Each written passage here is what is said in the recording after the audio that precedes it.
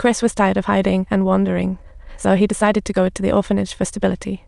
Now Liz was all alone, staring at her mother's coffin like it was an art piece. She chose to take a month to absorb every last ounce of her mother's presence as those bittersweet memories came. She wasn't scattering her withered happiness, stuck in memories. She wouldn't budge until workers nudged her with a bulldozer. Once filled, she'd find no trace of her mother, for free funerals lack headstones. Leaving was hard. She kept looking back. After hours of deep thought in the car, she realized she couldn't keep drifting aimlessly anymore. Only by changing can she prevent past sufferings from recurring. Going back to school is arguably the best, only option for her. So after doing a lot of head scratching, she turned to kind Aunt Eva for help, and with her generosity, Liz finally found a private school willing to take her in. But on her first day, she was late due to the long distance.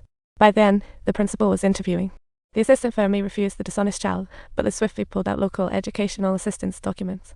"I just need one chance," she insisted.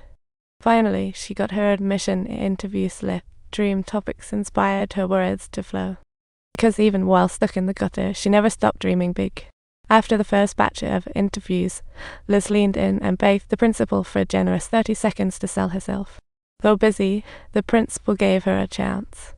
On entering, Liz confessed her family misfortunes and her determination to change.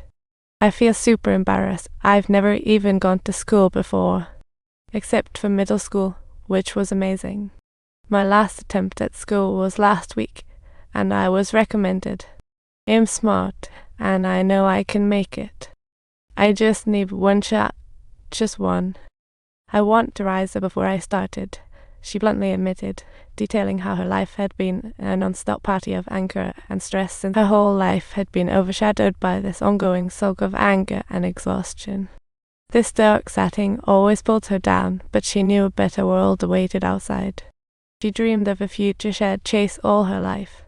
Asked why now, Liz candidly said her mother had just passed. It felt like reality had dealt her a harsh blow because she had always imagined her mom getting better and taking care of her, but reality had a knack for being cruelly opposite. Now that her mom was gone, it was time for her to take care of herself. Maybe it was her tragic backstory that struck a chord with the principal, or perhaps it was her fierce determination to change things. In the end, Liz got accepted, but her guardian needed to fill out forms in person. So Liz went to the homeless shelter to find her dad. After some effort, she finally spotted him at an abandoned court. 8 years had taken their toll, but his habits hadn't changed a bit. In reality, her dad was a genius with a photographic memory, but life had sucked out all his energy. After hearing Liz's simple request, her dad happily took care of the enrollment forms.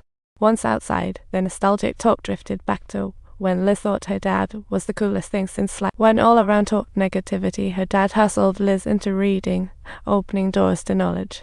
Because of this, her feelings for her dad were pure love, with no space for hate. "I love you, Dad." "Stop it, don't love." It felt like a waste of good energy. As a broke and homeless guy, all he could offer his daughter was some petty encouragement, study abroad. "I did it, you can too." Watching her dad walk away, tears welled up in Liz's eyes like she had just sliced an onion. Hanging on to the past too long clouds your future. To honor, wipe tears and move forward. With a clear life goal, Liz dove into her studies. Yet, surprisingly, the principal who accepted her could never remember her. Thus, she was always first to answer, as if he was deliberately giving her a hard time. Liz approached the principal, slightly baffled, asking why this was happening, and he replied, "I know I'm just trying to get everyone on your side," he said. Liz was touched, but knew the best way to show gratitude was to work even harder. This haunted the night office, astonishing the vocational head. She wondered why Liz had endless homework. Liz replied, "I'm taking 15 courses."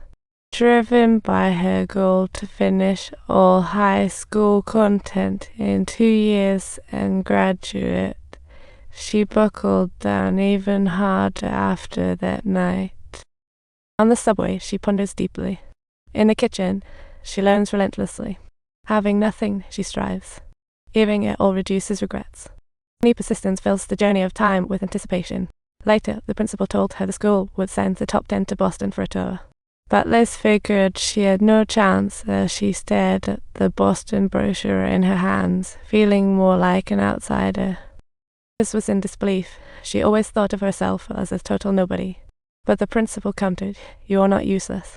At least when it comes to studying, you should think about college."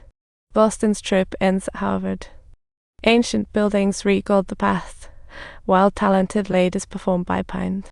Pass by on the streets exuded youth and confidence, making Liz feel like that was a distant galaxy. But the principal reassured, "It's all just an Ivy League filter. They are ordinary people just like you. They work hard just like you. They seize the day." But for Liz, the hefty price tag of Harvard felt more unattainable than the acceptance letter itself. Plus, most scholarships are just drops in a bucket. Just as she was about to sigh in despair, an assistant handed her info about a New York Times scholarship offering $12,000. However, the application conditions were tough, requiring straight A's and an essay on achievements and overcoming adversity among thousands of applicants each year. Only one can win it. Liz stayed up nights writing her essay, submitting it 4 months later. It was her 18th birthday, and this essay was her official coming-of-age gift.